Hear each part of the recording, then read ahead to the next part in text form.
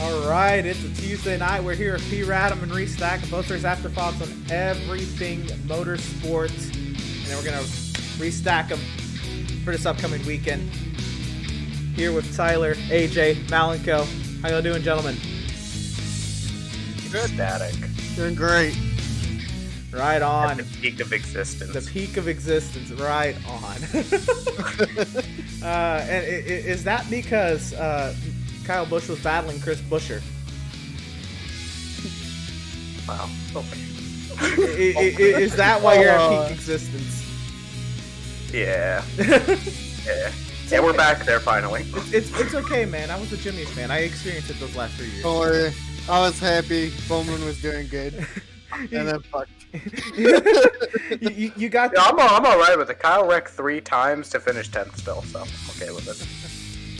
Oh man, you're just. I can't believe you finished 10th, but that's also how crazy that Martinsville race was. How you doing, AJ?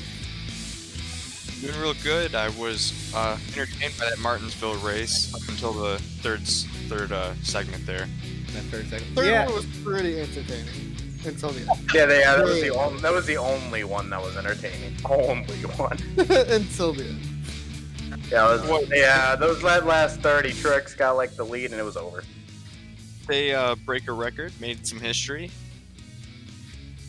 Anybody know Yeah, the most cautions in stage, yeah. Oh, Nice. what? Yeah, that was the most Did cautions. not know that. In which stage? The final stage? Yeah, and that was the most cautions in a stage in general, like most stage cautions there's been. 13, I think it was. Damn. Yeah, 20% of the race was ran under caution. Oh my goodness. That. Oh my goodness. The average. Yeah, still not close to you know if you know. Oh yeah, if you know, you know. Oh goodness. Let's start with right at the top and the Rick Ware cars getting into it, man. That was Awesome. Oh, wait, actually about that, the Rick Ware cars, James Davison gets into his team owner's son right away, coming back to finish 15th. I think his final spot was. James Davidson finished 15th. Yeah, I think it was 15th. I think I saw like on Twitter after the race because I saw the big thing because James Davison wasn't like. He got 20, I think he got picked up for a race. 20 seconds. 22nd. But that's still amazing. Balicki got 23rd. All right, so I guess he was running 15th for a little bit then. That's wild. That is absolutely wild. Wow, wasn't Mike Joy laying in to Cody Ware? Like Cody Ware got into like a third caution, so it's Corey LaJoy for the third time in 8 cautions or something like that. Oh goodness. All I know is that the most said word during that whole broadcast was caution turn 2. Oh my goodness. And do you think this was maybe more or less because they were, running nighttime setups and it rained a lot and they were running in the day, those final 460? I was just waiting for them to throw out turn 2. It was getting ridiculous. Turn 2 was turning everyone. Put a chicane. Turn 2 need to get kicked out. They gotta put a chicane in turn 2. Oh goodness. What about the 3-strike rule? Oh man, we need to start implementing that. Yeah. Oh man. So yeah, it went on for a while. There was a huge pileup on lap 387, and yeah, Mal, how do you feel about that? Kyle Busch got blocked to the inside wall. He bumped him a little bit, and Butcher got angry. He was angry. He came down and just wrecked everyone. But the funny part is that Buescher and Busch basically got none of the damage. It was everyone else behind him that got the damage. Speaking of that, they both finished 10th and 13th. Yeah, they both kind of got it.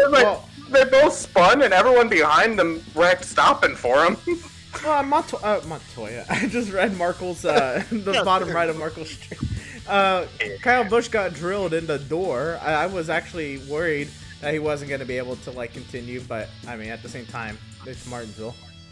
Yeah, getting hit in the door doesn't bother you. And then No you big see deal. Bowman with Arca brakes in it.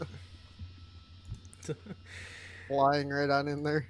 Oh man, Yo, the poor, like, Keselowski was stopped there for at least 5 seconds, just waiting for Kyle to get going, and then he gets railed. Keselowski was just, like, basically looking down at his watch, and all of a sudden got ass. Yeah, Fourscore, what'd you make of that Martinsville race? I think it was pretty similar to what most people's experience on iRacing's been. Yeah.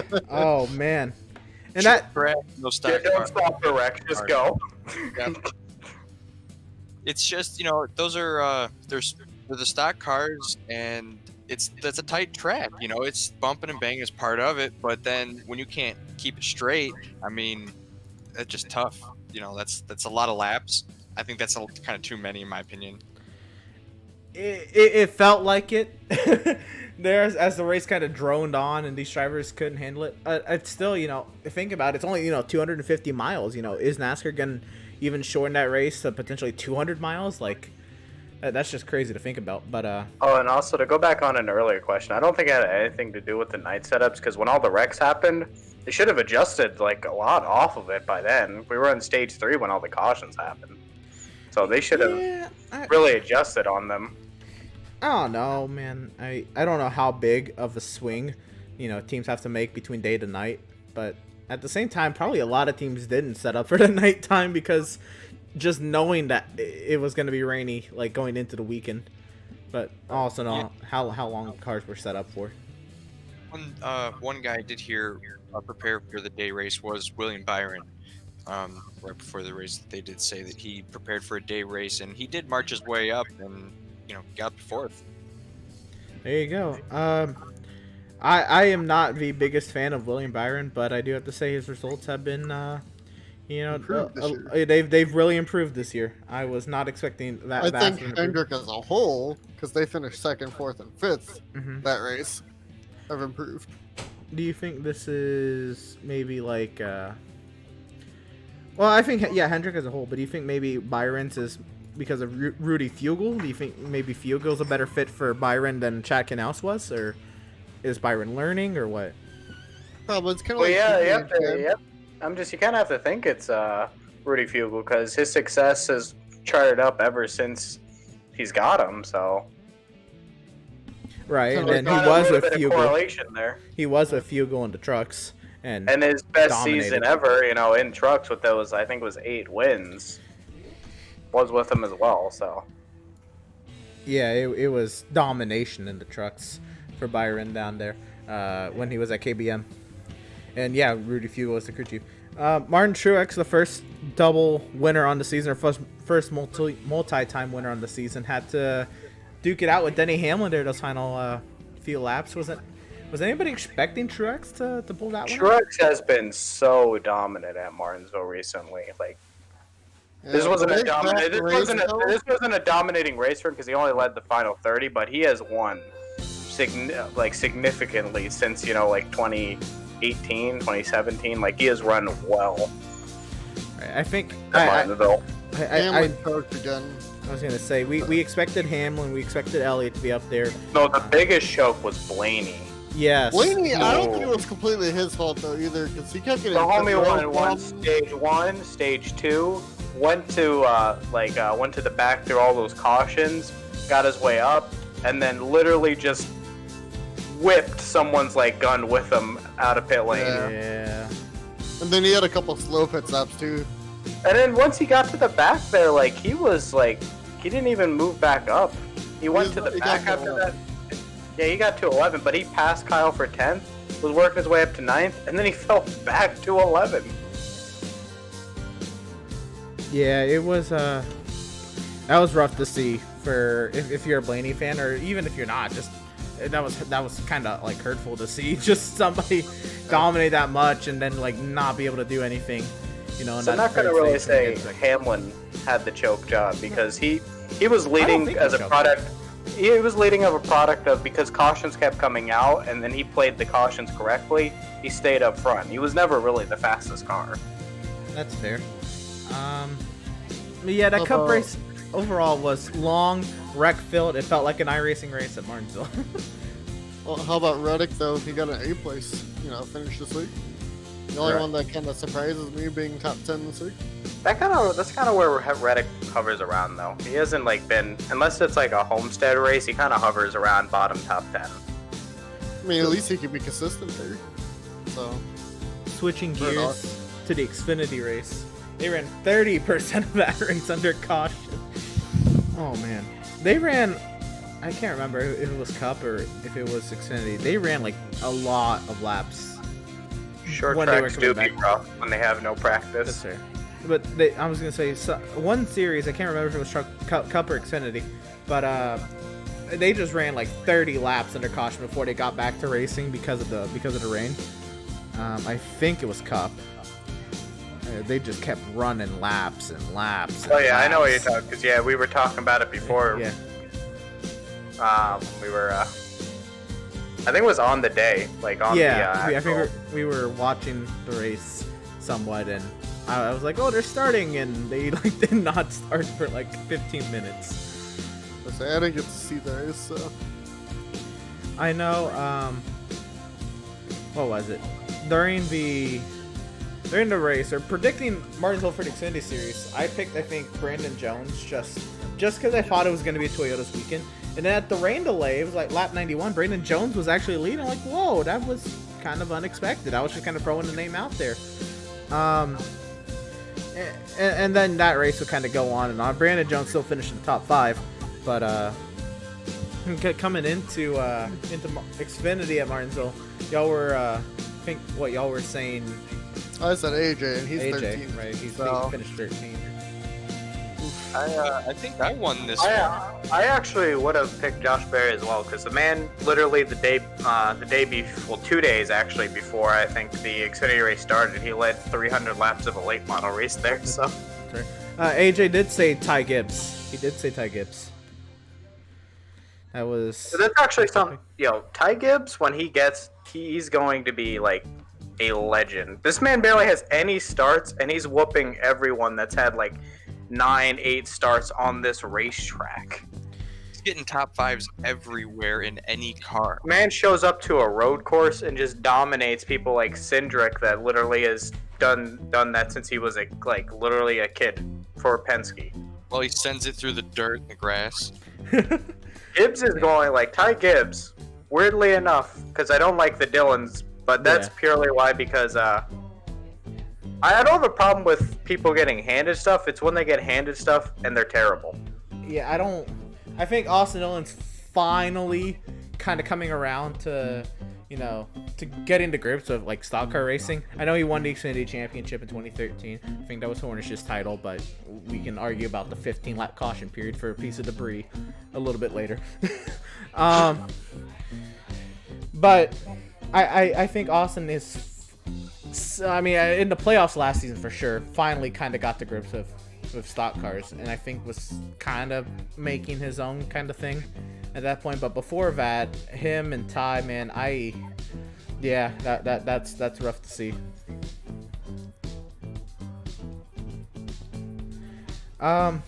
Looking back at these Xfinity standings, man, like who is this George Gorham Jr. who came home in 18th? Just showed up and placed in the top 20 with the 90 car. Not a clue. The only time I remember the 90 car is when I was hitting a sweeper truck at Iowa. I'm impressed. I don't know how many starts this guy's made in Xfinity. I can't. That was his first start in the Xfinity Series, and he got a top 20 in that 90 car. That is, not the best of equipment. So good on him for that top 20. Brandon Godovic. I don't know how his name has been said so much on these Xfinity Series broadcasts, but apparently his name's been said a lot. But he's finished 17th. Just picking out the finishes there in the midfield. And what about the Greg Galding and Joe Graff incident, man? What was that? That's the only thing I saw from that race, and I was like, why? I don't even know the contact that led to it. I know they fought, but I don't know the contact that even led to it. But it's probably not even on camera because who watches them on track? I think I don't remember. There was a tweet. Hold on, I'm gonna try to pull this up. It was a tweet from Greg Galding. He like pretty much explained like why he was mad. And I was like, okay. I don't know why you have to explain. But he said, If you have to explain why, then it wasn't that big of a deal. I want to make it clear that Joe Graff Jr. hit my bumper on lap 110 and almost wrecked me. Therefore, I also bumped him towards the end of the race to get back at him, just like any driver would. Never intended to cause a wreck, and especially hate that the 23 car got mixed up into it. That's right. Really, that 23 car should be the one throwing hands. He got destroyed by, you know, people like screwing around for 430th. Like, yeah, I think it was Graff, or I'm sorry, Galding hit Graff, and Graff, you know, only could go forward and hit the car, the 23 car that was right in front of him, and the 23 spun or whatever. Which I still understand why they're mad at each other. Yeah, I don't know. Like, I don't know. This is the first time, like, they have never been name dropped so much in their life. Oh man, I'm more. If I was the 23 driver, I'd be throwing hands like with both of them. Like, what are you two morons doing? Greg Galding. I mean, he got 21st. Greg Galding did. As far as Joe Graff Jr., what he got 38th. He crashed out. The 23 was the last car running. He finished like 5. No, he finished 27. No, 24 down. This man out here, he's getting hired literally to not damage the car, and then the one thing that happens is he damages the car. Well, I don't know if, you know, he went 24 laps down because, you know, he was just that slow. I think, you know, a lot of that maybe they were just repairing the car, but still. No, but I'm saying the damage he incurs from it. Right. They got hired literally just not to damage the car, which then he damages the car. Oof. Yeah, but nonetheless, Josh Berry, man, that a great run for him. This man has only done like 7 Xfinity Series starts since 2014, and That's what this man was really hired to do. The man was hired at, you know, he was a late model racer for Junior, and now, if there was ever going to be a time he was going to shine, it had to be now. Fair enough.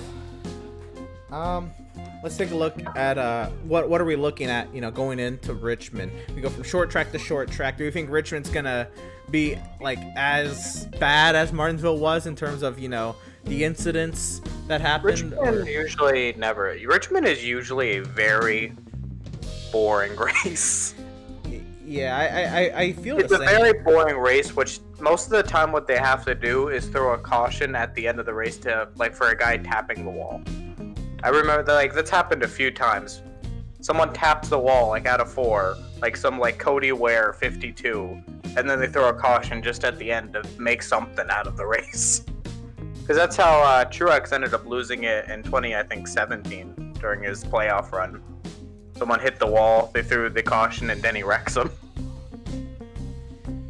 Yeah, I don't know what y'all's thoughts are, or Markle and AJ. I don't know what y'all think about Richmond. I think it's almost too wide, you know. Like, I'm you know, it's great, you know, as a driver you have ample room, you know, to give drivers room and all that. But I think. Oh, and also another thing, if we're ever gonna see Stewart-Haas do well as a team, this is gonna be it, because this is every year Stewart-Haas usually has all 4 of their cars in the top 10 by Richmond. Usually, like, Clint Boyer runs in the top 10, which Clint Boyer is not going to be there, and also Eric Almirola, and Cole Custer really wasn't last year, but the 41 usually with Kurt, and then Cole Custer kind of hovered there around the top 10, and Harvick usually is good at Richmond. Harvick rebounds. I was like, Harvick's usually good at Richmond. This is where, if we're going to see Stewart-Haas actually be good this year, this is usually where they pick up, you know, as a team. I can't disagree, man. It's been odd to say, you know, not really even talk about Stewart-Haas this season. This really is usually a Ford and, like, a Denny and Truex race. Like, usually it's a Ford or Denny and Truex. You can always see the Penske boys up there. Veterans track, in my opinion. You know, this is a short track that kind of races like a mile, because it's so wide, and it gives you multiple grooves and stuff like that with the high banking. But I think you guys are right. It's going to be the veterans like the Harvick and some guys at Stewart-Haas could shine. Keep in mind too, the Xfinity guys are off until Dega. Camping truck, the That's Truck right. World Series will be there. Will be at Richmond. That's right. Xfinity is off at. I don't know why I thought they ran at Richmond. It's good to actually finally see trucks back at Richmond. Yes, I think it's a great track. Sorry, go for it, AJ. And I think I'm more excited about that than the Cup race. I can't imagine. That's usually how it is. That's usually how it is. Well, It's hard to keep that truck down, and getting the throttle out of the turns with that. I don't know. I just feel like it'd be really loose. yeah, I think the real kicker is it's no longer a night race, which I think makes it even like True. There's less grip in the track, so the drivers, which I think is to a certain extent, is good. It's challenging for the drivers, but it's really the drivers in the track, and it's not really the drivers on each other as much. The weirdest thing, to finally get a day race at Richmond, it took a 2014 rain. Yeah, those trucks are gonna be fun. I actually might have to sit down and watch that. What the weather will be like, we might get night race after all. Oh, that would be awesome. That would be awesome. Now we're going from day setups to night race. Oh, how the turns have tabled. All right, so let's talk about our predictions for Richmond. Mal, you already know how I do this from our race reaction videos, but I'm just saying that because you weren't here last week, and that's what we're doing. And I want you to give me an actual pick, a dark horse, who's maybe not going to be the favorite going in there, but can definitely win it if a couple things went right, a caution fell in their favor, whatever. And then like a long shot if it's like an absolute wreck fest or whatever. I'll come back to you. Actually, I'll go Tyler. That's how I'm going first then? Yeah. So I still think we're gonna get a different winner hopefully this week. I'm gonna go with Denny again, just because he's actually accumulated the most points over the season without the win. And then somewhere around mid, I'm gonna pull up the points for this actually. Around like the cut line, I would say.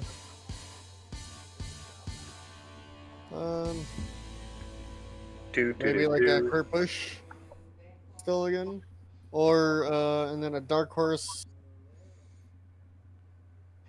Eric Almirola, he's 28th in points though. Yo, Eric Almirola, yeah, actually, I've been having a really rough 28. year. Yeah, it's been. He's been Eric all over. Almirola and DeBenedetto are literally just like their careers are crumbling before our eyes. Well, Almirola, he's had a few good years. The Benedetto's career is pretty short. That's what I'm just. Their careers are crumbling. They're just like it seems like it's coming to an end every week. Those two. Oh man. All right, AJ, who do you got? I think I'm gonna go with Kyle Larson. I think he's gonna get his second win of the season. It's gonna take a lot of skill to get around Richmond, and he's got that short track in him. I'm gonna go with I don't know, underdog type of thing. Ryan Newman.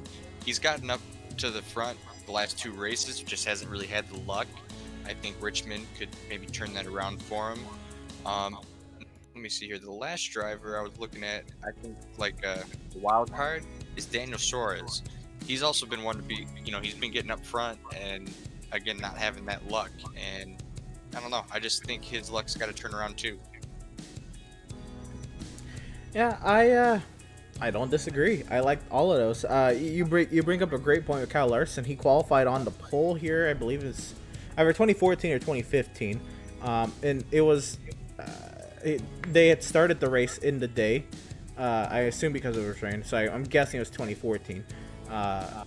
And he chose the outside lane, and then in the turn one, he makes contact with Clint Boyer. He goes round, but still qualified on pole in one of his first two seasons. I can't remember. I think was a great start for him going in to Richmond overall, and I could see Larson definitely having some momentum going into Richmond. I am a Larson fan, but I'm not gonna go Larson as my favorite. I'm failing the Penske boy at Richmond. I'm thinking it's gonna be Logano. It just suits Penske and JGR. Richmond does, like all those drivers. I think are very capable of winning at Richmond, and I just see it. I don't see this being a Hendrick track. Though this has also been, the past couple of seasons, and Hendrick hasn't really been up there, so maybe Hendrick, steps up, and maybe Larson does get up there, and so I'll pick Kyle Larson as my dark horse, and I'm gonna go with, I don't know if it's an absolute mess. I'm gonna go. Honestly, I think Kurt Busch needs it to be a little bit messy for him to get up there and win it, but he'll be my long shot. Who's your long shot? Kurt. Oh.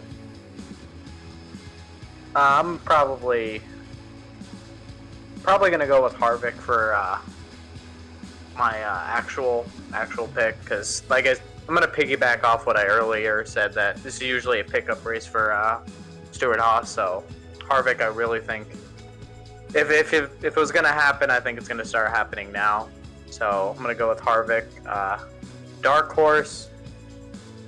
Last year, Austin Dillon was a speeding penalty away from winning Richmond, so I'm going to actually pick Austin Dillon as the dark horse. Long shot, Buescher, because he's the only time Buescher does good is short track stuff like Bristol and Richmond. So maybe get a few wrecks his way, and maybe it's Buescher in victory lane. I don't think that's a bad pick. He's done pretty well. He's done pretty well this season. Yep. All right. So next up, we have trucks, and this is with trucks, man. This is all over the place to pick. I think you can never. I guess. I mean, we have favorites, yes, but I think everything else, it's kind of anybody's game. At the same time, I guess we have favorites, but we don't really see the favorites, come out the intermediates or the 2 miles. But what are we thinking for Richmond trucks, Mal? Well, you already know it's going to be Nima Goat that wins, but Nima Goat winner every week. But I don't think I need another pick. It's just Nima Goat. I'll come back to you with a dark horse and a long shot. We'll go. Let's see. I was gonna go Crafton. I'm like, no, that's just me being a Crafton fan. Let me. Man, this is hard. Throw this out. Kyle Busch is in the lineup. What's up? Busch has entered. Kyle Busch is in the truck race at Richmond. I think, okay, and I think he's actually gonna win.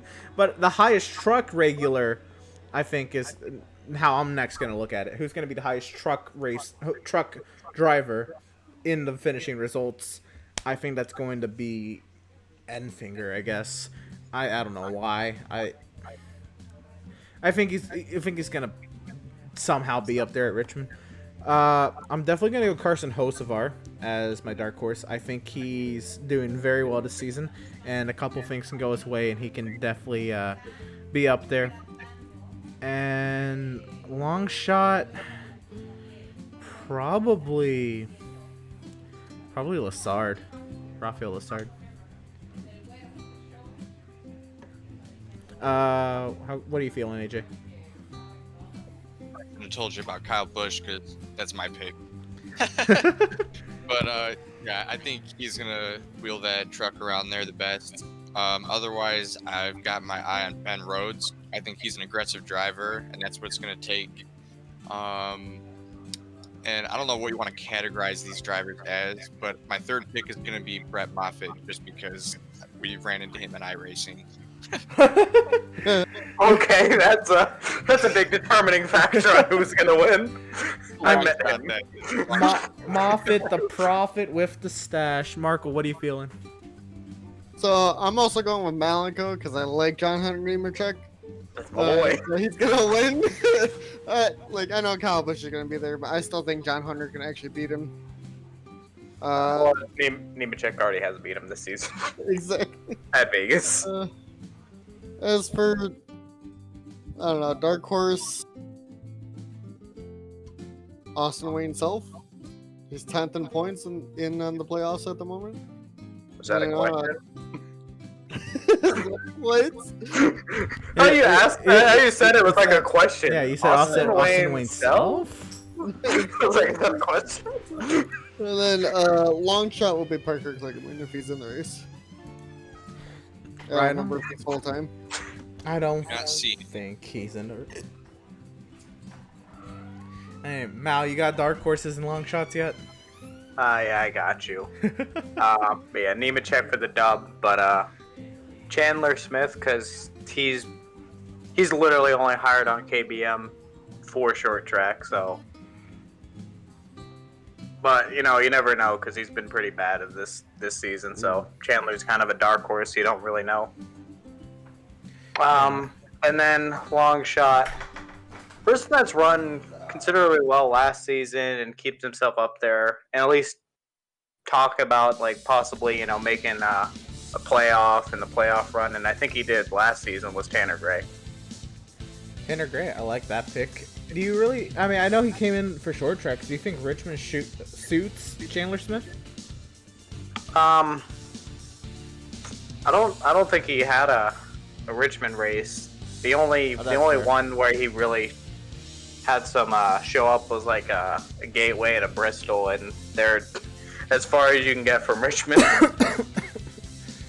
Fair enough. All right, so we're gonna take a little intermission.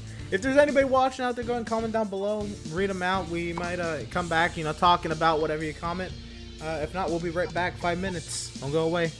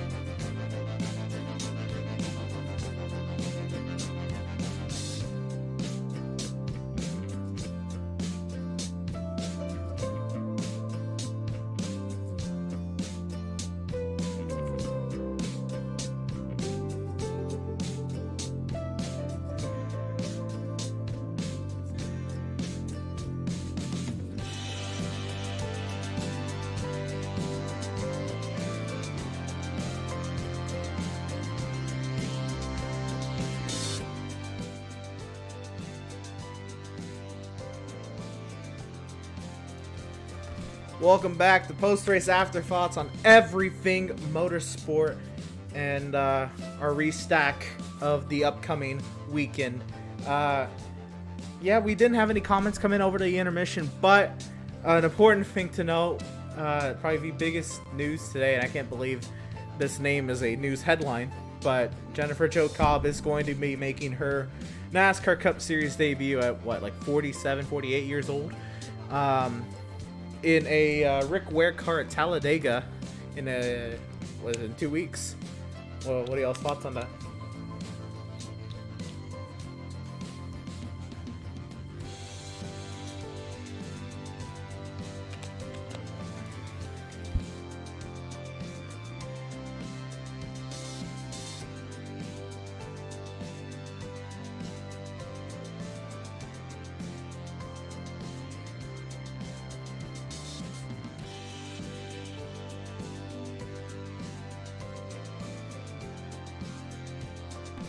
Yeah, Marco, what do you think?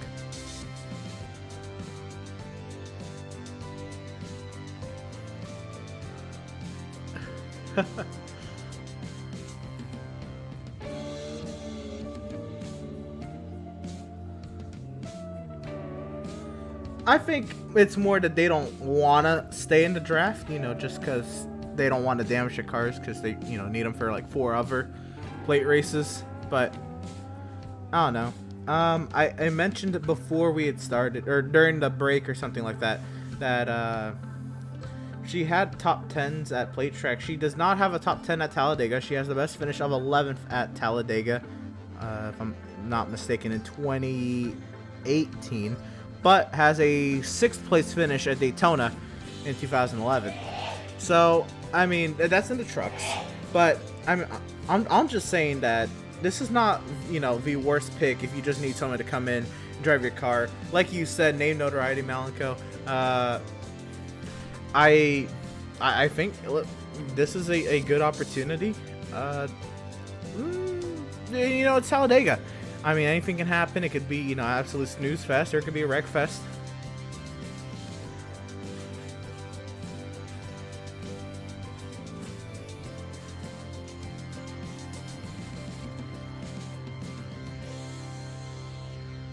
Yeah.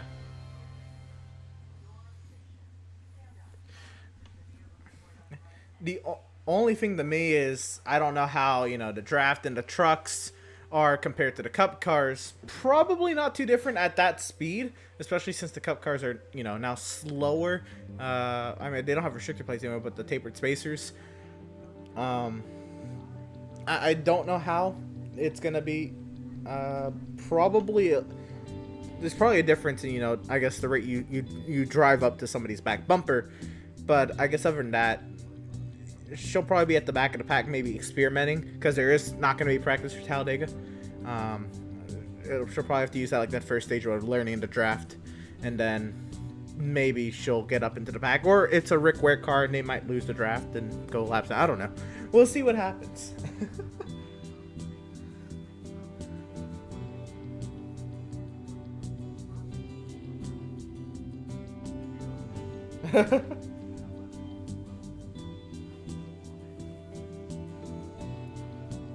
My goodness, that was something by Eric Jones. That was something.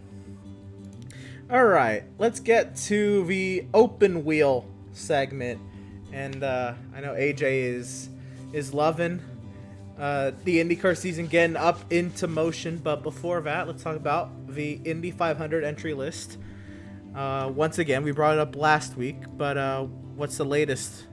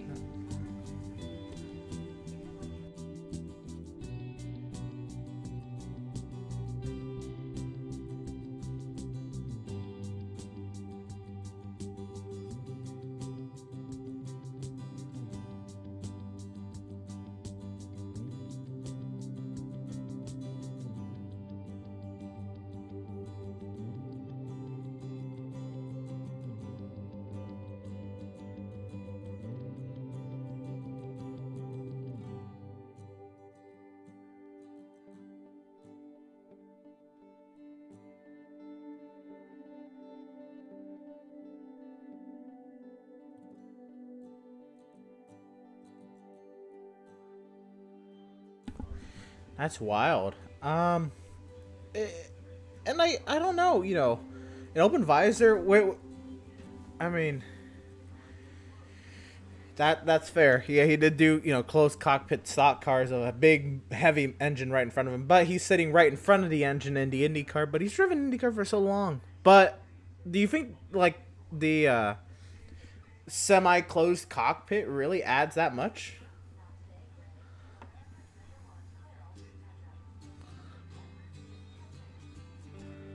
Right. Well, no, didn't they add that in because of this now, though? Or?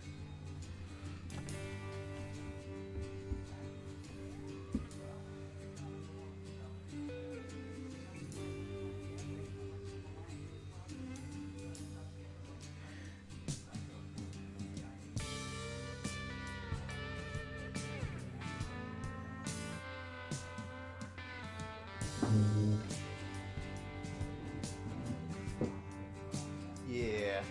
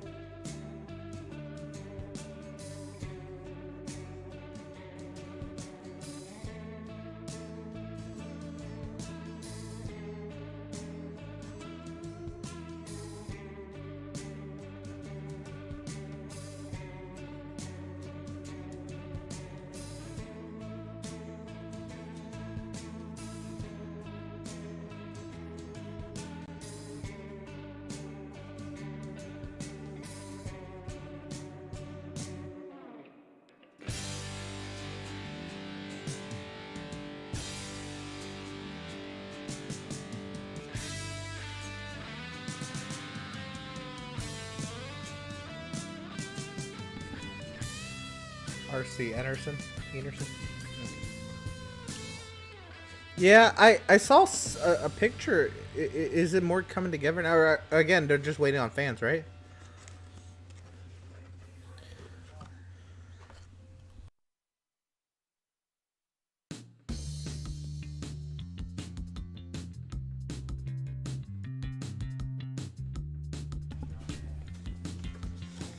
Yeah, I am not ready for Cody Ware to tackle IndyCar.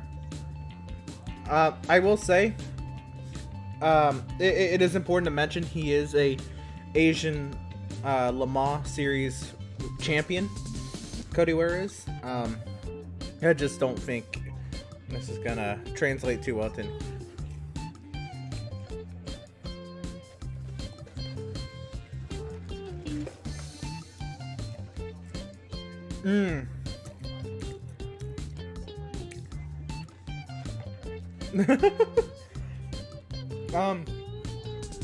Hildebrand back is nice. Still looking for a moment that he can, kind of wash away the 2011 race with, but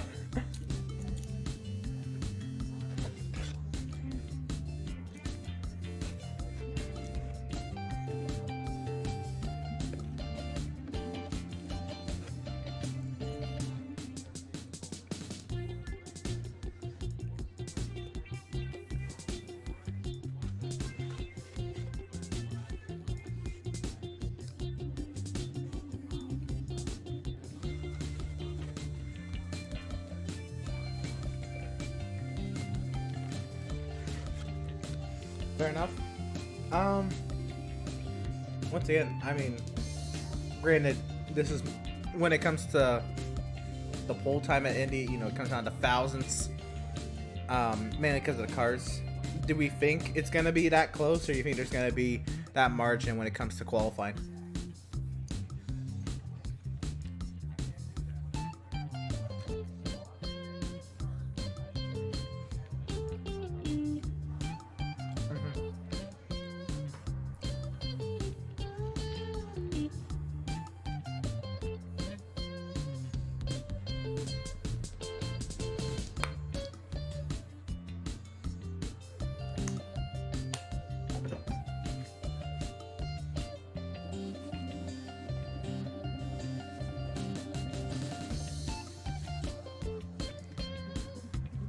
Right.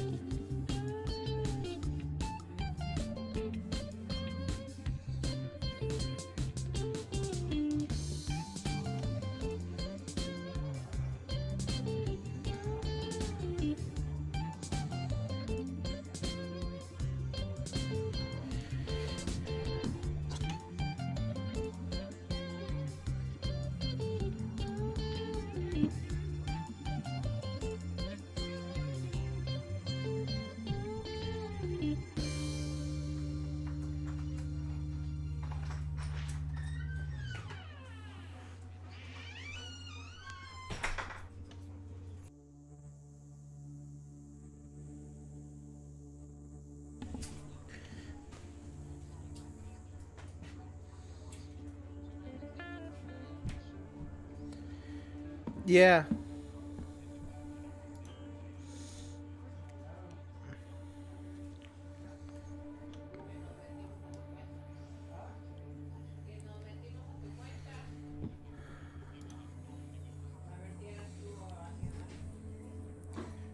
As a Dixon, as a Dixon fan, I'm sad, but as a racing fan, I'm happy.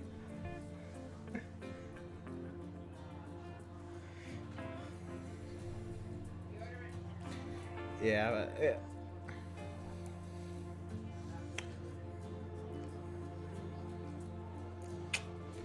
man. Okay, honestly, though, it was good to see Sato get a dub. It was very, I guess, satisfying to see him get that win.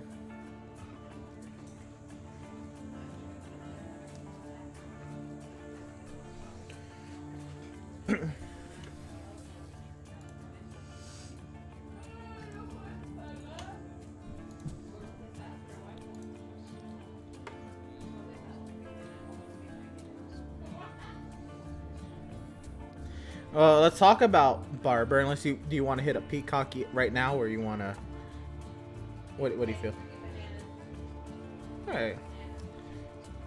What are we feeling in the Barber, especially you two, since you two are, I guess, more closely following IndyCar. I'm gonna really try to get into it this season, but what are the expectations? You know, opening round of the season, not being, you know, on a street course.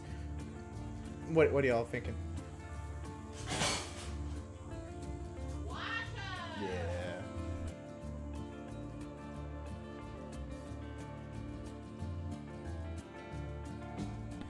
Yeah.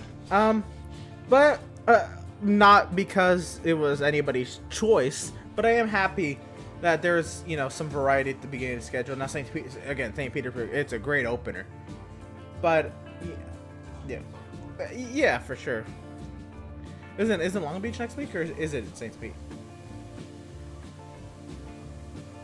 St. Pete, because Long Beach is at the end of the schedule now, right? Supposedly. Yeah, it's the last race of the season. Right. So what are I'll ask for 3 picks if you'll give me 3 picks for Barber. But what do you don't do that to Marco. Marco doesn't know 3 IndyCar drivers.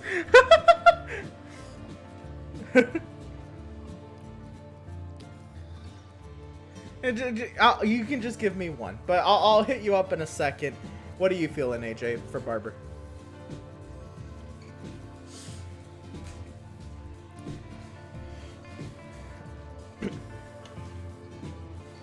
Mm-hmm.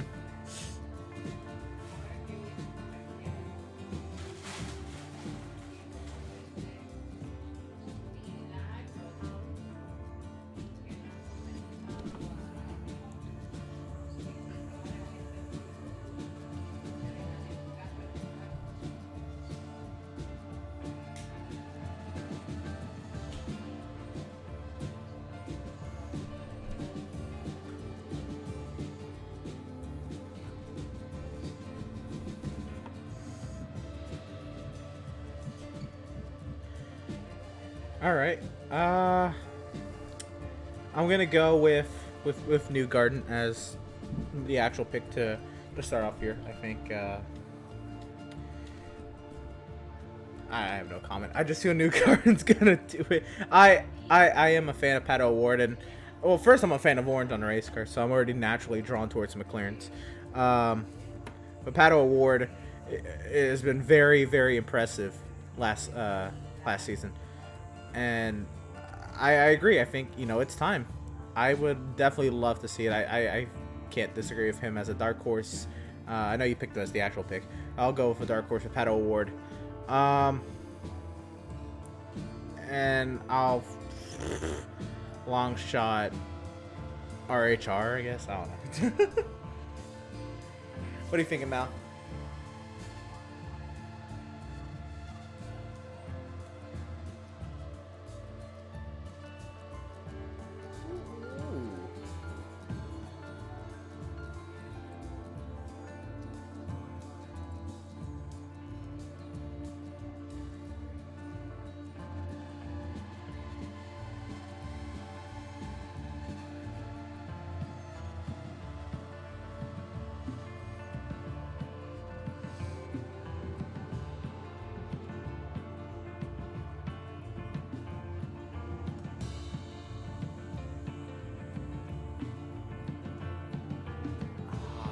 Think about him.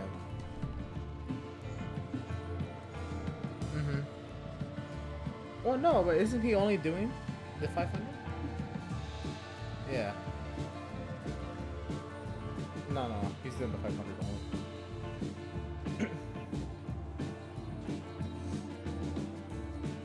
only. He was. I think that's why Dale Jr. loves him so much.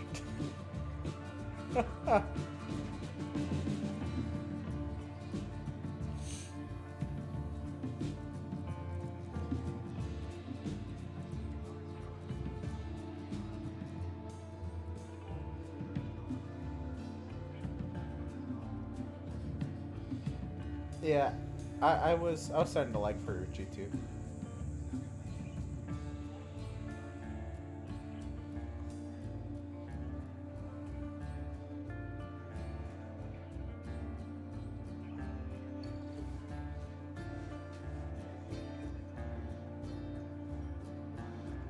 That was rough.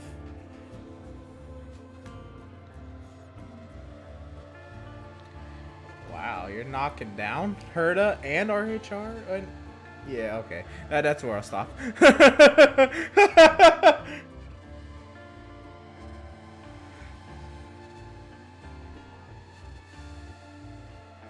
Yeah, I'll give you that.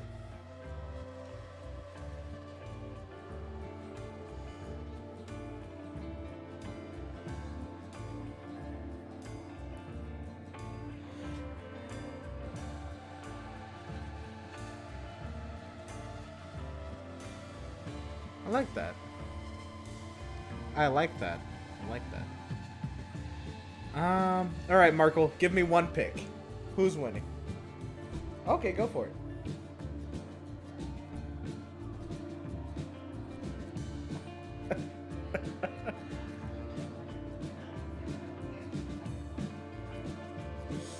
Okay.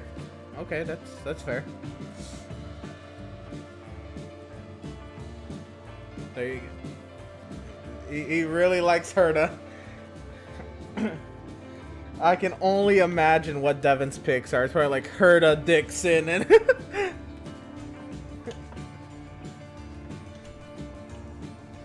I got you. I'm definitely, especially with Jimmy moving over, I'll have a little bit more of a, I guess, an urge to watch it. No, I'm absolutely gonna try to catch these rounds.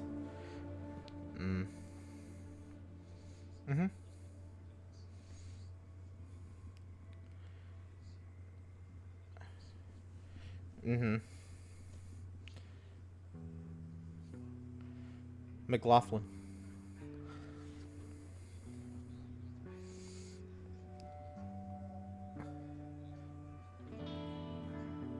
I mean, he's in a he's in a Penske car. I think it's just it's gonna do well. If we put all three of them in the same car, easily Grosjean should, because of his open wheel experience. Now, granted, F1 has power steering; these don't. but he has more experience in these types of cars. Jimmy's clearly going to struggle, but not as much as what people think. Right.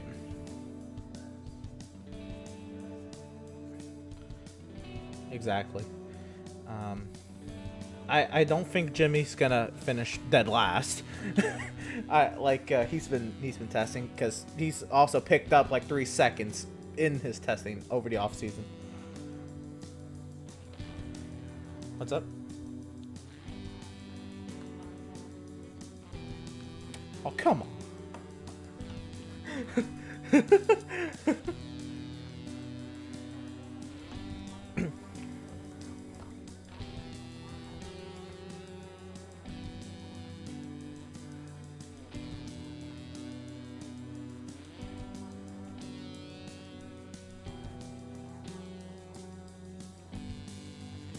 Yeah.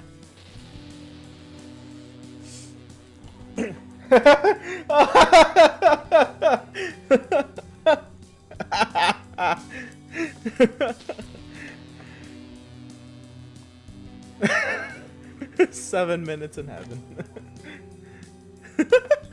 That's what it's gonna be in that ambulance on the ride back to the Enfield Medical Care Center. 7 minutes in heaven. Oh man.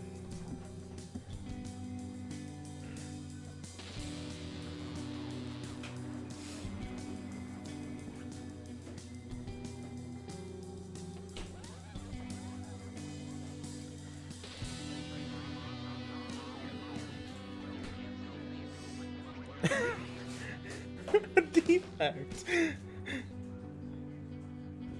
Yeah.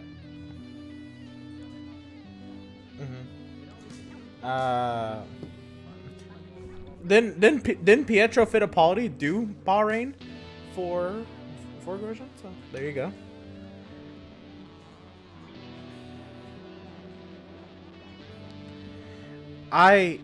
One thing I want to always contemplate, and I don't think it's gonna happen just logistically, but like we know, like Scott Dixon has enough license points to make a move to F1 if you want, or I think he'd have to do some F2 races then move to F1 or something like that. Who do we genuinely think could take their IndyCar career and go not finish last in F1?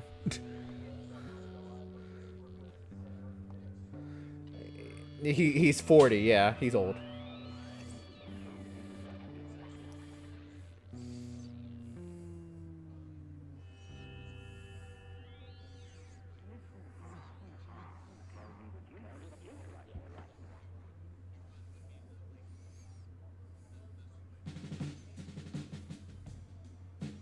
Mm-hmm.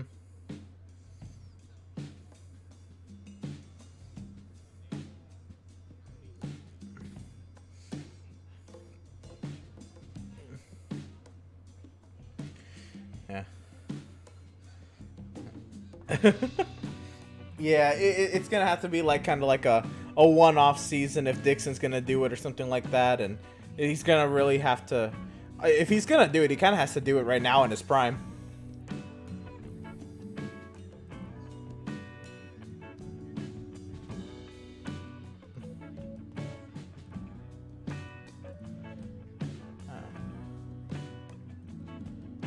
That's fair.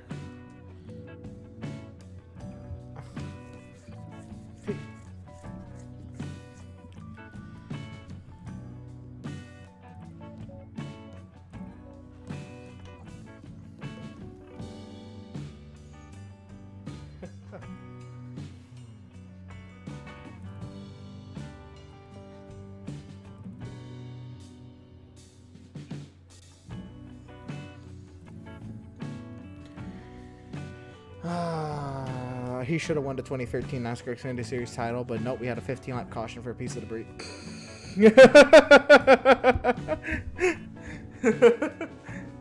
All right, carry on. Oh, that was a rough switch from Indy to NASCAR for Derry. I'm thinking, man, Montoya, he won races in NASCAR. He made the playoffs. Mm-hmm.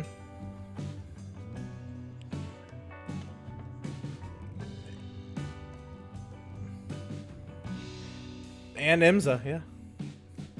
And he made the chase in 2009, and probably should have won at least one oval race, whether that's 09 Indy or 2013 Dover. But all right, what are we looking at with this this paywall that NBC has, AJ?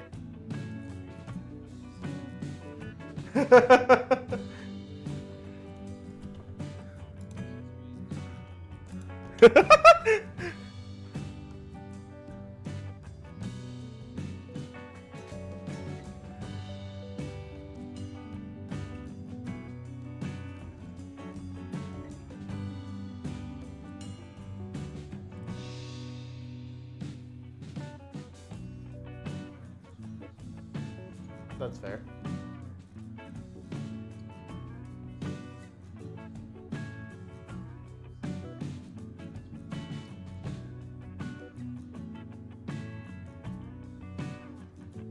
Oh, actually?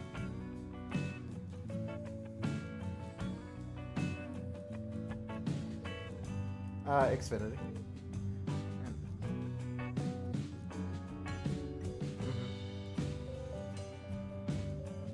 Right.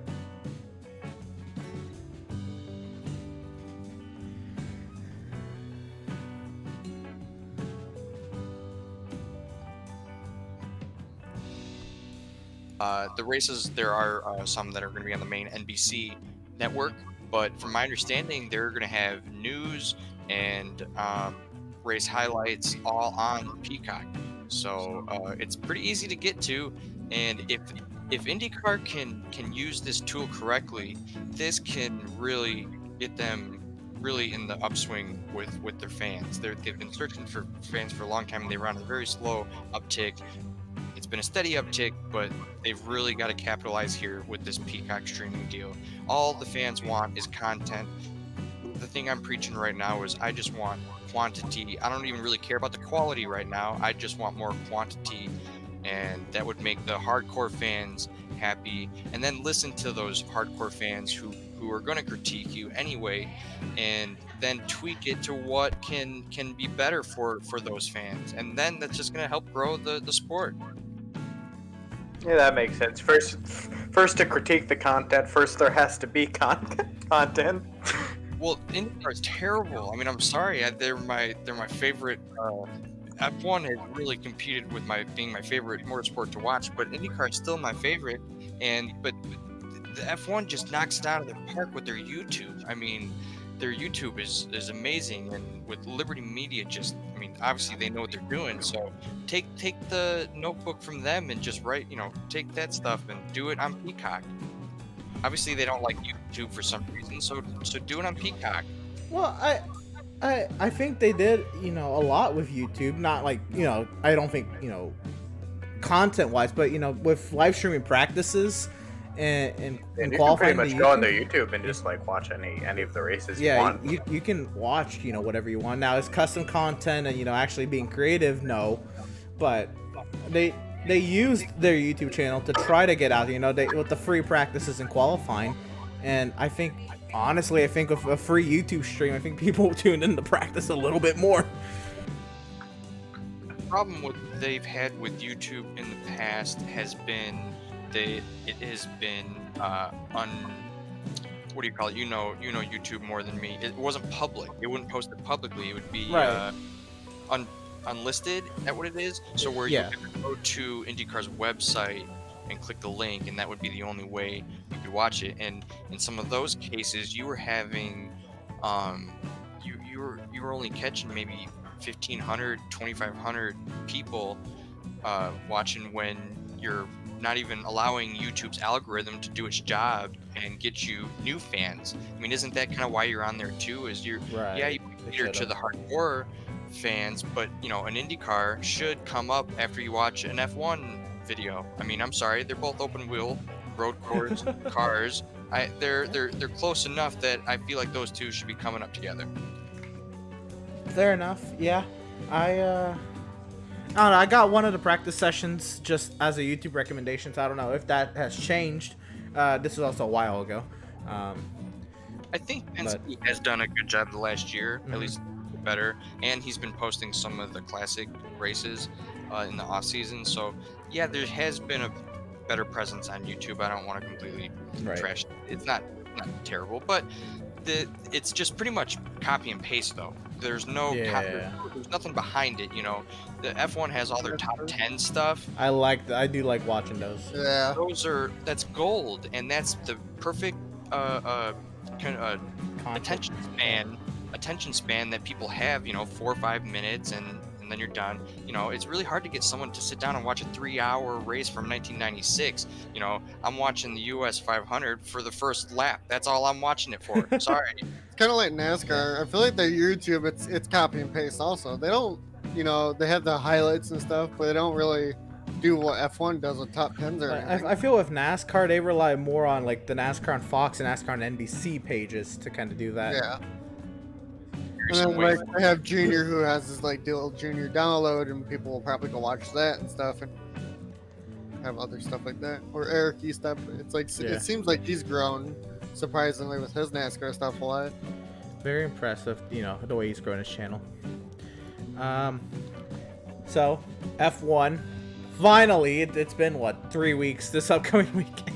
We're gonna get a second race of the season. Race 1, we're finally getting to race 2.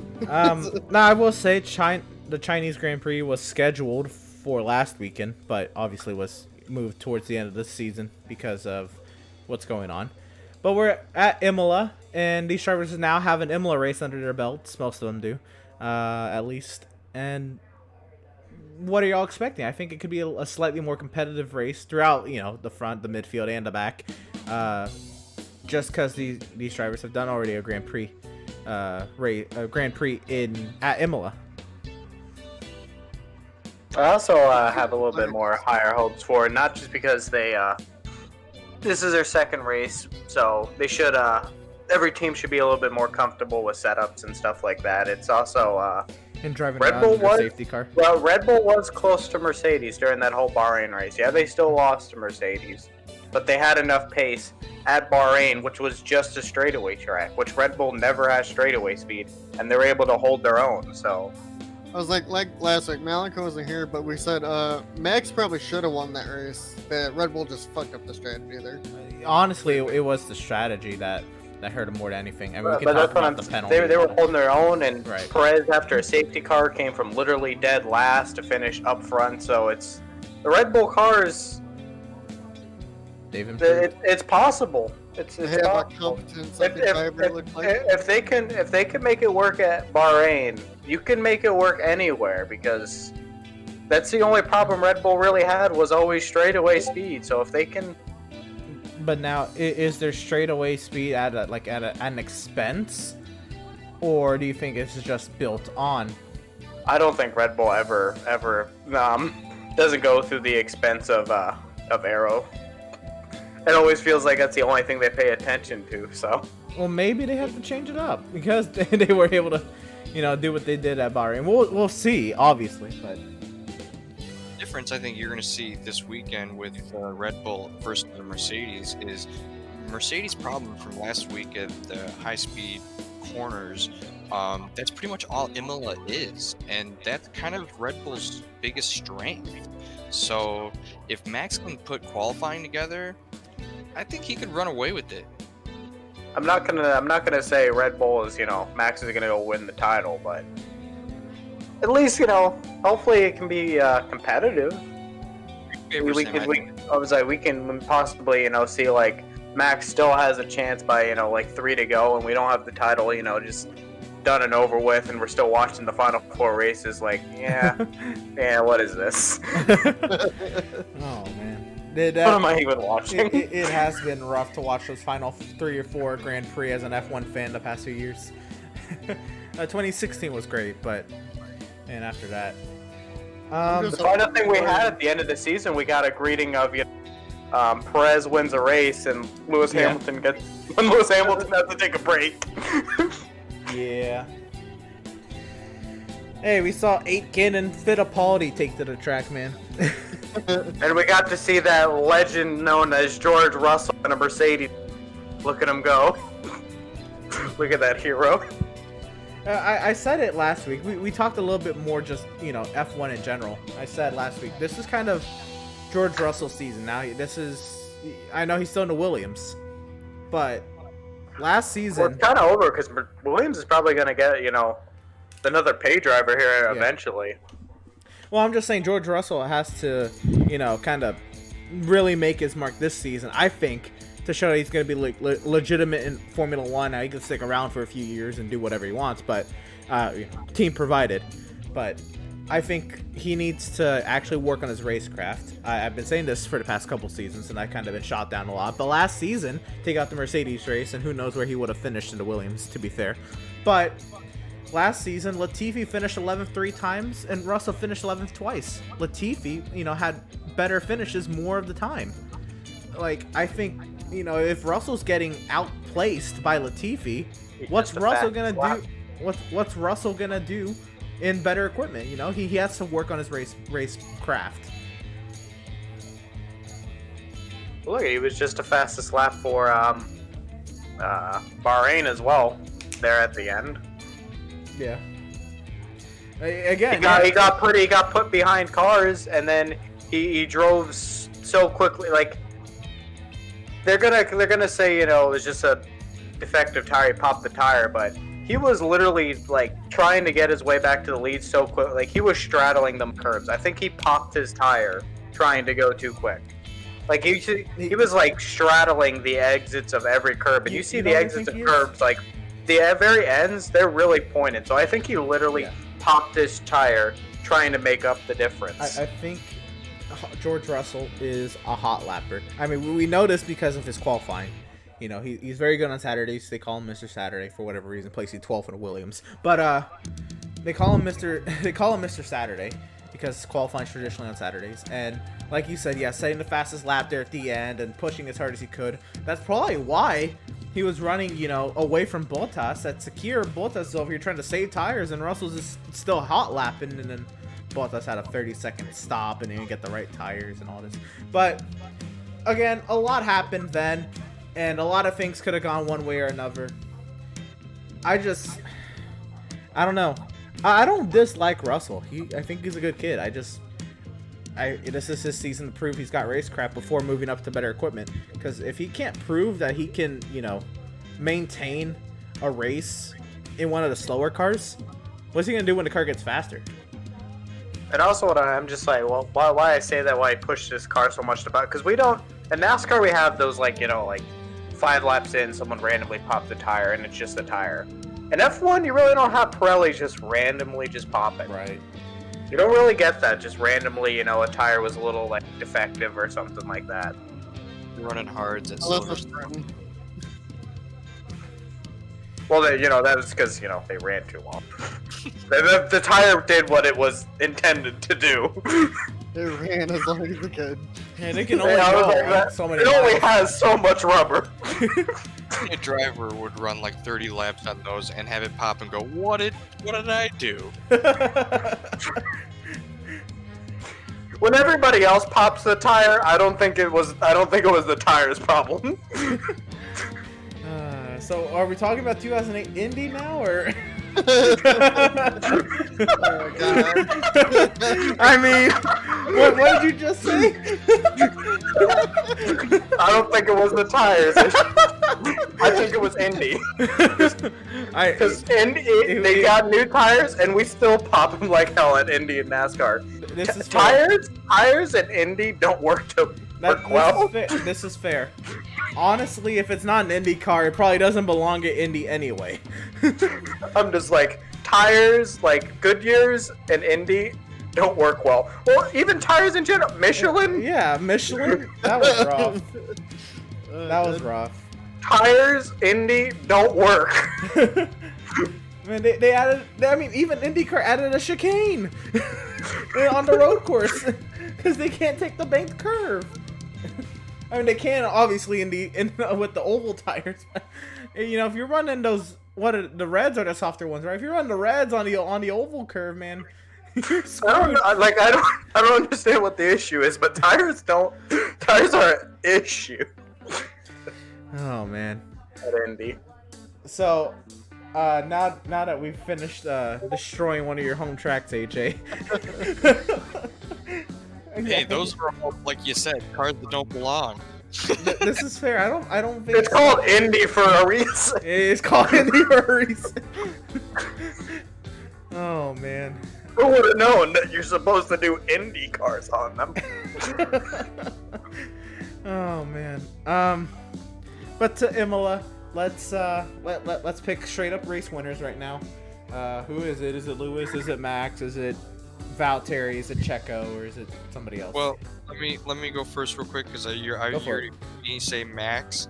But I do want to mention that everything except the race is being bumped up an hour. All right. So just so everyone knows that it's 7 a.m. instead of 8 a.m. for qualifying. But then 8 a.m. is the race. That's Central Time for me. Right. So I saw it was like 10 a.m. or something like that on Eastern Coast for practice. But yeah, they are pushing up times because of Prince Philip's funeral, which is wild. You know that the FIA, very strict with their timing and their schedules, and everything happens on a dime per at the exact second a minute ticks over, stuff happens, and they adjust their structure. I think that is very commendable.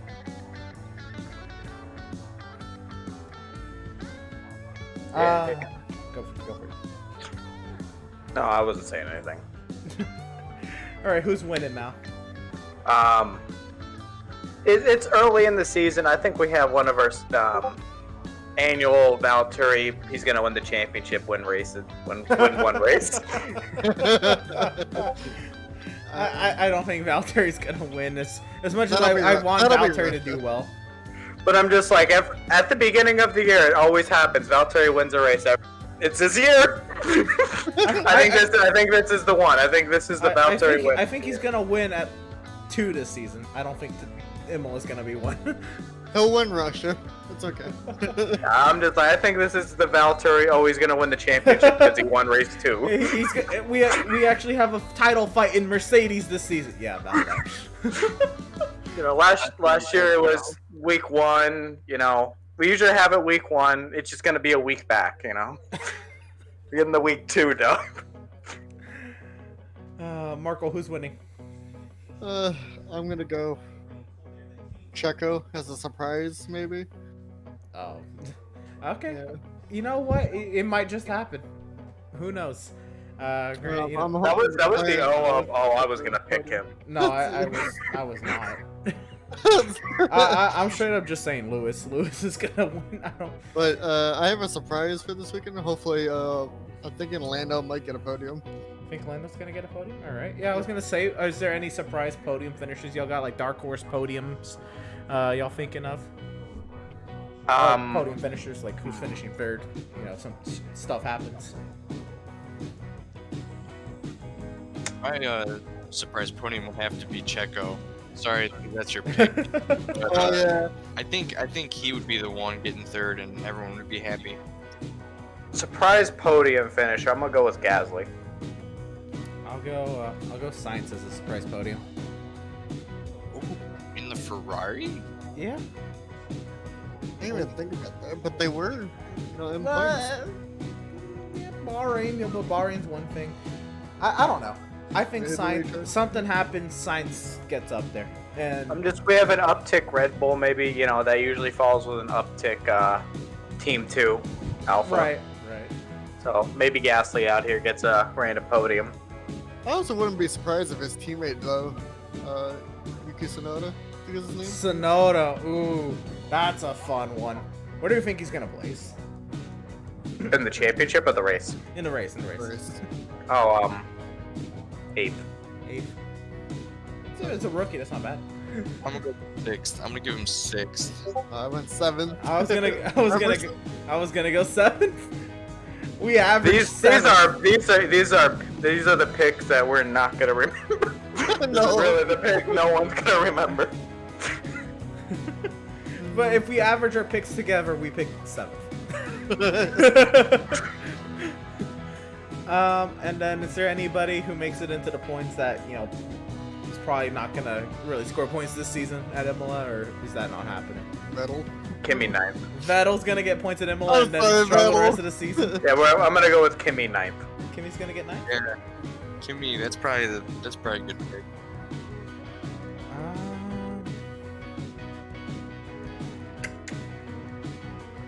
I'll go Geo 10. I don't know. You know, it do be to home. I was It gonna do say be to home. it's Italy. Maybe there's some magic Italian dust that he's, you know, has. Spaghetti. Spaghetti, yeah, it's spaghetti. Kind of like Gasly got last year, you know? You get some of that magical spaghetti and it's all over. All right, upcoming this weekend, we got MotoGP in Portugal, V8 Supercars, Simon Plains. I got no idea where that's at, but I'm assuming Australia. And then there's some racing going on at the big green track out there in Germany, the Nürburgring. I love that place, and I don't mind if anybody's got a stream to that race. I My don't know computer where. hurts. My computer hurts. Just hearing it, my computer hurts. Last week I wanted to get you on, Mal, to talk about how it was at Mahoning Valley. How was it, man? Oh, it was great. The street stock they did there's 3 different races. You know, the little hobby stock kind of things that are like little like Civics and stuff. Those is usually it was a wreck fest kind of thing, but that's kind of what you when you see those on track, you're like, if it isn't a wreck fest, it wasn't good. But the street stock race, the heats were pretty good. The actual race was it's kind of a blowout, really. The race, the leader was just gone in that. But the modified race, we had a bunch of cautions at the end, but it was actually great. The modified race with Hirschman actually getting the win. So by literally like you wouldn't even be able to tell who won the race when the start finish. You knew the winner when they parked in start finish. That's the only way you knew the winner. Yeah, because they don't have like, you know, big, you know, pylon, or, you know, the announcers don't have, you know, that exact timing. Yeah, so I was just like, when it parked on the victory lane on the French stretch, then you knew the winner, because we did not know the winner. It was a good race. We had like 6 lead changes there, just like within the last 20 laps. It was 6 lead. That's pretty good. It was a good race. So how'd you meet Tony Hirschman? Oh, I think I've told you this before, but my dad actually went to school with him, and Matt Hirschman was there. You know, there was an off week for Easter, so Tony Hirschman came down to watch, you know, Matt Hirschman race at Mahoning. He was a cool guy. That's what's up. You check off any bubbles there, or any boxes with meeting him there, or he's just another guy to you? Oh, he was just another. Well, he was just another guy, but you know, he was a cool guy. It wasn't, you know. There you go. All right. So I think we made it to overtime. Got a notification earlier, like the NFL's gonna, you know, make everybody get the COVID vaccine unless there's a bona fide reason not to get the vaccine. Well, it's kind of when you're in like a big big public thing, like a big entertainment thing, like if you're a comedian, any sort of entertainer, because entertainers are people that as a living are supposed to entertain and interact with people. So anyone that's entertaining and interacting at a baseline should be should be some sort of mandate, unless medically, like, you know, there's a reason that something within the vaccine, like they're severely allergic to A, B, or C that's in the vaccine or something like that. Right. But when you are an entertainer, you should probably but most likely have all your vaccines all in check and all that. Very professional take, Mal. I like it. Yeah, I think more or less it's just, you know, NFL teams and NFL like staffs are so big. Like there's literally 53 players on a team, and you got all the coaches and all the trainers and everything. Like you got like 100 people traveling to games.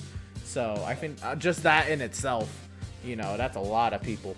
So I think, you know, it's good. And I mean, obviously, you know, as a whole, it's good, you know, that we get this done and over with. But I think, you know, for the NFL's sake, I don't know how they pulled off the season. Granted, you know, people will say it was a really money-driven season. There was only 2 like big outbreaks though. Right. It was the Titans and I forgot the other team. I think it was maybe it wasn't the Seahawks, but I remember the Titans were a big one. But. The Titans were breaking rules too, so. No, that's what I'm talking about. The Titans were a big one, but other than that, like, it wasn't like huge outbreak type stuff. Like the Patriots kinda had theirs, but that was because they were playing the Titans. Right. When they had theirs, so there was only like 2 kinda outbreaks within teams. Other than that, like it was like a player here and there, but it wasn't like catastrophic things. Like a team's going in and they're playing without their whole O line. I was very impressed that the NFL did that without using a bubble or bubbles, because that would be a massive fucking bubble. Without using bubbles, you know, for, you know, maybe 8 teams here, whatever. They got a season, full NFL season, you know, done and to the fans. That's remarkable to me. What was it that you said earlier, AJ, about the Padres pitcher? Yeah, I'm blanking. Got a no-hitter. Was it a no-hitter? I heard him say something about a no-hitter earlier. He threw a no-hitter, and it was the first Padres no-hitter for the franchise. Sorry, That is crazy. Yeah, so he grew up in San Diego, went to Padres games as a kid, just got traded in the off season. I believe this is only his 3rd or 4th start, something like that. And he threw a no-hitter. That's crazy. I can't believe that they just finally got their first no-hitter as a franchise. Joe Musgrove. Yeah, Musgrove. I was looking it up on the app. That's wild to me. I don't know. I should follow baseball more. I watch a lot. Obviously, I watch postseason baseball. Usually, my home team is doing pretty well. I don't know. Baseball and basketball are really the ones like and hockey really. They're just so many games. Like if you're gonna watch them, it's postseason stuff. Like I can watch one here and there. You watch football because It's only if one game. if your team loses that game, it's a big deal. When you play 82 games and they lose like 5 in a row, you're like, who cares? It's 82 of them.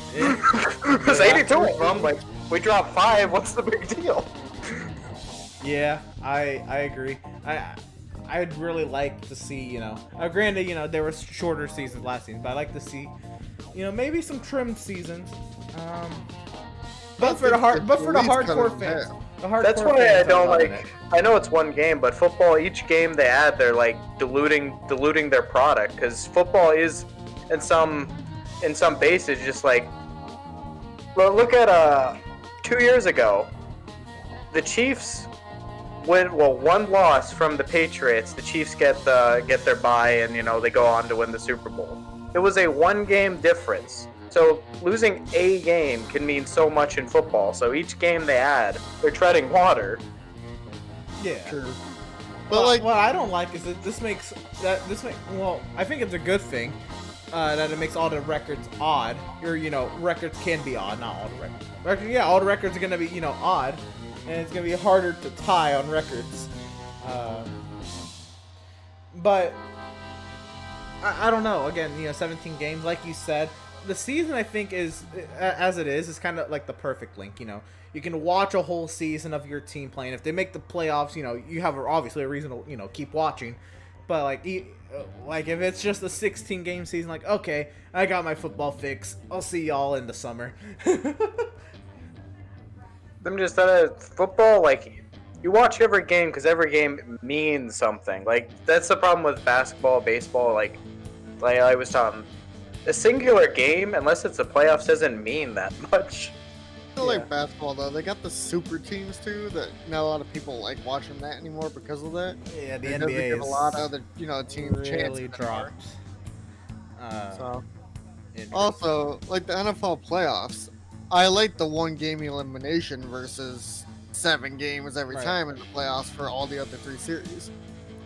Now, could you imagine if the NFL did like that, like 3-game series, maybe not like 7, because 7 would be too long, but 3-game series in the playoffs?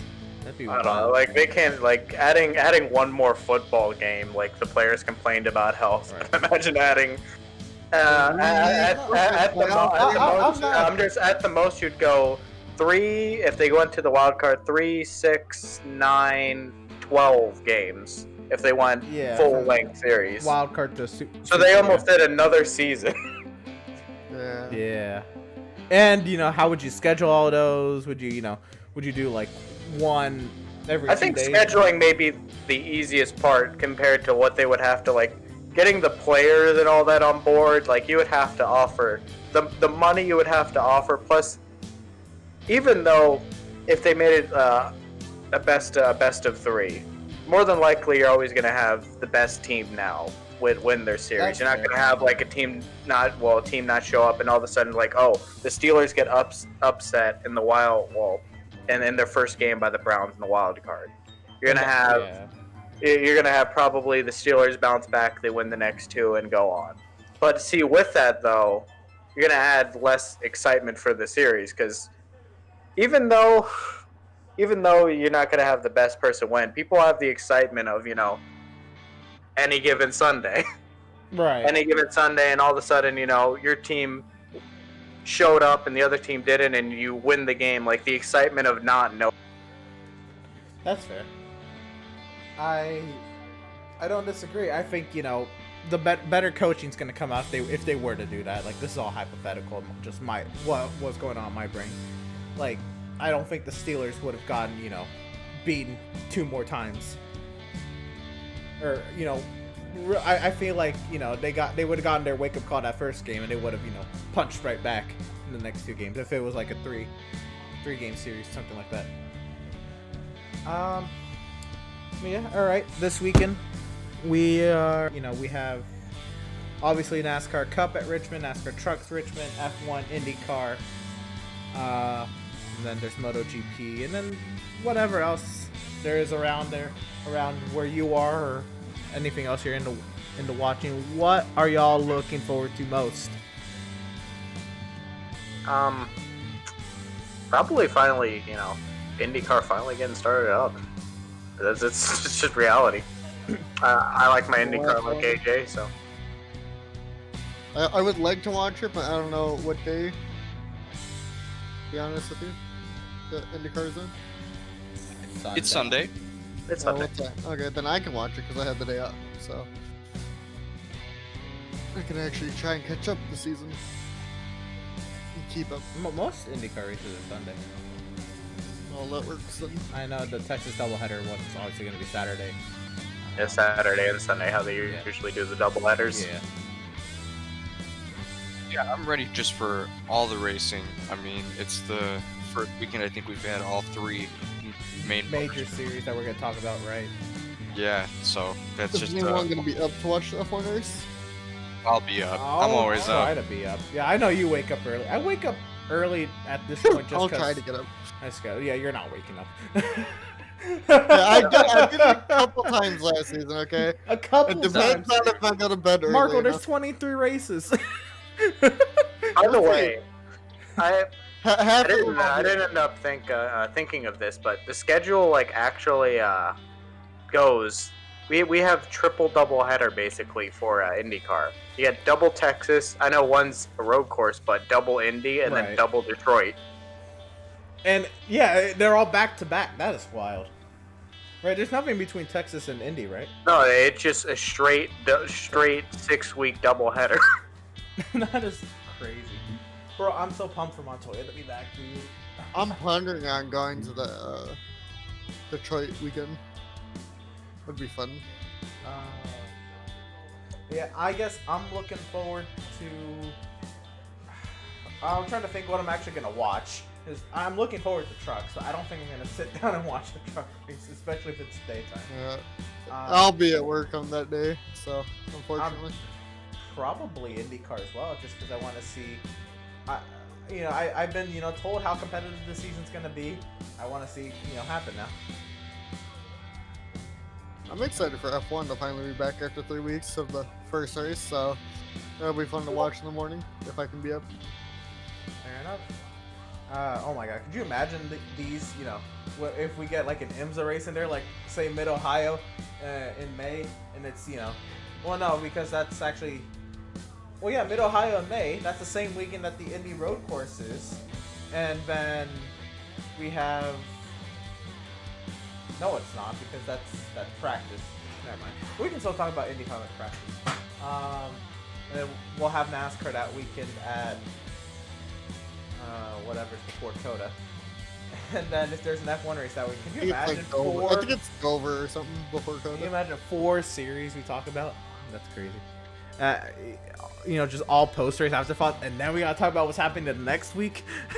All right, but I say cutting this length in half has been I think very, very helpful. I think I can look forward to these a little bit more now, knowing that not all of them are going to be 3 hours. I don't think many of them are ever going to be 3 hours again. But sure, an hour and a half, a little bit longer for us. But an hour and a half feels pretty nice. Yeah, what are y'all's final thoughts?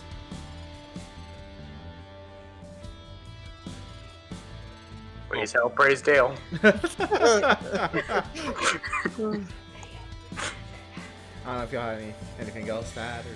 Malaco trying to advance in Outlaws this week.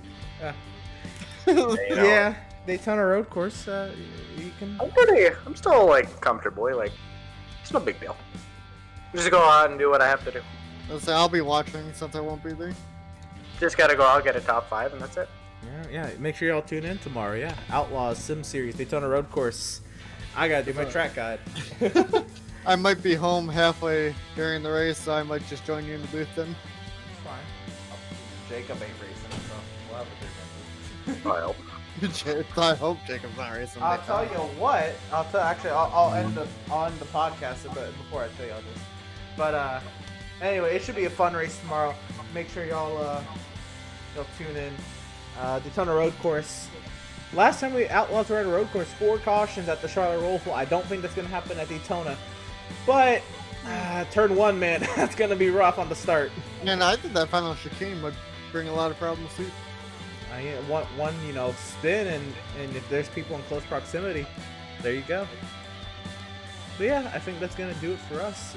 We will some evening next week, we'll be debriefing the 3 races this weekend, and we'll restack y'all heading into the next weekend, which should be Dega weekend, and Texas, and what's after Imola.